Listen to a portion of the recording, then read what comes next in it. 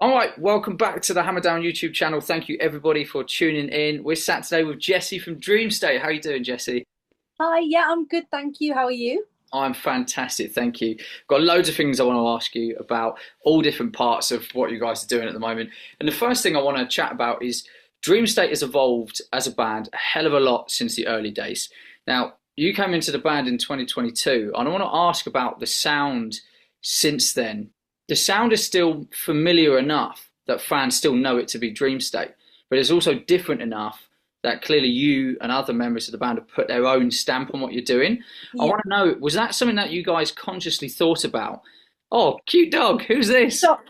Sorry, my nan's dog's slightly whimpering, so I just have to pick him up. Oh, Sorry. This is Chico. So, hello, and then Chico. my other dog, Dillinger, my border collie, he's sulking on the floor because he's too big to be on my lap. I So, love that he's called Dillinger, by the way. yeah, That's great. Yeah, so tell us about that. Was that something that you consciously had to think about, or did it just come out that way anyway?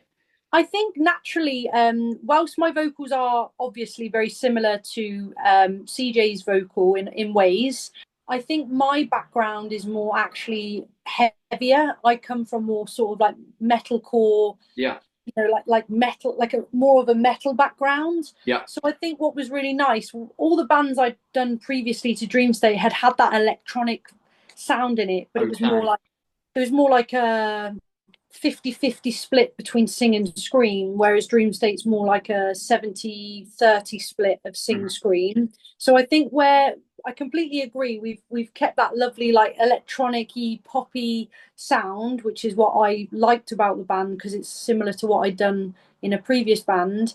I do think my vocal range is just heavier Yeah, naturally, sure, so sure. I do bring a more brutal element to Dream State. So I think that's why we've just done a tour with like 1056.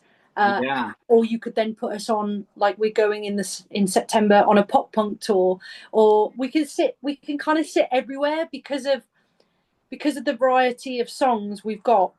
We can be really really heavy, or we can be quite poppy. We could play like probably like Glastonbury, and we could go back to like download. So Hmm. yeah, I think definitely it hasn't been something we've like consciously been like, oh, we're going to make sure we sound different. But I think just because my vocals are naturally heavier and Yeah. I want to be doing more screams in the band, I just sort of push for to have more of my gritty vocal push through on the songs. Yeah, that makes sense. That makes sense. Okay, so when you came into the fray, the first song that we got from you guys, I believe, was Taunt Me. Is that right? Yeah, yeah. So why was that song selected to be the first one? What was it about that song that you were like, this is the one to kick off the new era? I think it was really catchy, and I think the feedback we had from everyone about it was that it slapped. That's a word people are using, like it slapped. Yeah, I've been having a few years out of the scene. I hadn't heard of that one, so to us, it just felt really catchy. yeah.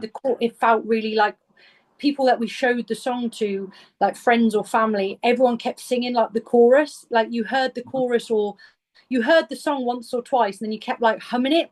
So I think for me, it felt like the right one because it just felt really catchy and it was really high energy. And I think it was a really great song to sort of captivate old Dream State fans as well as bring in, like we have, a load of new fans. So Yeah, yeah. yeah, I can't remember now exactly why that one was chosen, but I can only put it down to it being probably really, really catchy. Yeah, yeah, it's a good way to kick off a new era, I suppose. And similarly, and when we're talking about catchy tunes, Chin Up Princess, right? That is a catchy song. And I want to chat about the inspiration behind that song because it's all like happy la la, but there's some serious aggressive undertones to that song. It's not just this. There's like a Yeah. sarcastic tone to it, right? I want to ask about the themes of that song and how that came about. Well, I actually wrote that song when I was like 17, and it's Oh, been, really? yeah, that song I wrote when I was in my teens, and I actually recorded it in one of my very early bands. I actually recorded with Dan Lancaster, who now works for like Muse and Bring Me and all Wow. these incredible people. But this was before he was that big. I worked with him, and it was a song I wrote like from the back of like high school. It was about like a queen bee whose everything sort of fell because of bad decisions that had made, and Mm. I basically asked Dream State because I was like, oh, I've got this song that I really enjoyed singing. It was really catchy. Could we like rework it, like, Chin Up Princess 2.0? And I sort of showed them the old version, and obviously it's been heavily like changed, but the chorus is like a lot of the wording and the melody is still very much the same because it was my lyrics and my melody. Like I could just do that with the song, but I feel really grateful, and it felt really exciting to give that song like a revamp. Mm, And I feel really grateful that it's been able to give the listen that it does. Like I feel like it deserved a bigger yeah. audience than it was getting. So it's a very old song, but it was reworked with the band, and I think it's gone down really well. It's certainly one of my more favorite songs to sing live, and it gives me the opportunity to showcase more of my death metal vocals. I think I've got like a 20-second scream hold in there at like Mm. the highest octave you can scream. So yeah, it definitely showcases Wow. my vocals, I think. That's amazing. So a song that you wrote, years ago, coming out of high school, Yeah. has ended up being was it am I right in saying it was the lead single for that record as well? Was it the lead single? Was that the Off first one or top of my head, I can't remember. I'm no, so that's sorry, yeah. but But it was yeah, it was, definitely it was one of the singles. I had a music video and everything, and I think that's yeah. so cool that you brought that song through to the band. That's amazing. Okay. So you're dropping singles at the moment. We had Bloom, we've had Bittersweet Scars of My Past, which is amazing by the way. Fantastic. Thank you so much. That's all right. So what's the plan? Is this what can you tell us? Is this part of an EP, an album, or are we just dropping singles right now? Well, we've done two EP, as in we've been relentless since we went go Yeah. live in 2022. We haven't stopped. We've been dropping those videos, dropping EPs independently. For us, it's two EPs have been released, and I think all I can say is let's just see what happens for the future in terms of what that looks like. But the plan will very much be to keep dropping music, and hopefully the feedback will be really positive on them, and we sort of just go from there. So when you're creating set lists, how do you go about mixing old and new era dream state? So I saw you on the Avalanche stage at Download last year. It was a great set. It was really, really cool. And I want to know how you go about selecting that, especially when you get the shorter sets, because festivals are so tight. You might only We get were, five yeah. half hour. No, no, we were really lucky with Download. They were like, we thought we were going to get like 20 minutes, but we, Yeah, we got a decent set. I'll be honest with you, Alid is sort of like, whilst I write a lot of the bulk of the melodies and the lyrics come from myself, yeah, Alid, he predominantly does all like the instrumental, and then the boys will build on top of that. So it is a collective, but like Alid is the sole instrumental writer and I'm the sole songwriter. I will say Alid probably takes a lot of ownership of the order that runs in. yeah, He's like the OG, and to be honest with you, like we do discuss it as a band. They'll always be like, "Oh no, I want that one there," or "I want that one there." So it is an open forum for everybody. But if I'm honest, I get such anxiety about playing that I just if they tell me that's what's playing, I'm like, great, thank you. I know what I'm playing. Let's get going. So yeah, I kind of leave that up to the boys really to decide. But like I do get an input if I want to, but I'm always really happy with the running order of the set. I don't really mind.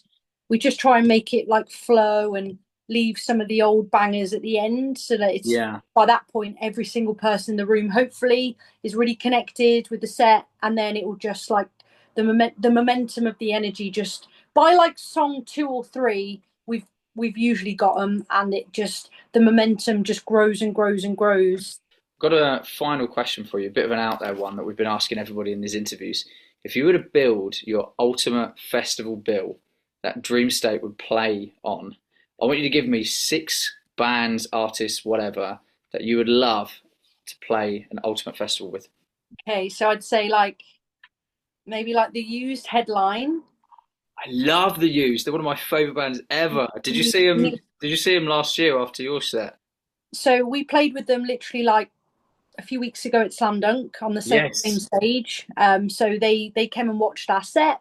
They actually like spoke about us in their interviews about how blown away they were by our set. And in the Rock Sound interview, Bert was like talking about how impressed he was with my scream and my sing, and in his words, we blew him away. So they've been my favourite band since I was a kid. So yeah, the Used would be the top, and then maybe like While She Sleeps, Nice. Malevolent. This doesn't have to be the exact order, but like for me, it would be like the Used, Sleeps, Malevolence, three more. I'd say maybe like I really want to play with Bury Tomorrow, so I'm going to say them. It's another all-time favourite of mine. Yeah, I've got a Bury Tomorrow Yeah, tattoo, Youth tattoo. I put Lake Malice in there because we're good friends with them, and it always goes off with those guys. And then I'd also say another band, As Everything Unfolds. They're another band. We play a lot of festivals alongside these bands, but we've not played with them. So yeah, bring the girls in, and then Dream State as well would be a nice mixed bag of like electronic blend, but then you got like your more brutal, and then back to like classic emo. Ending the night with Used would be really cool.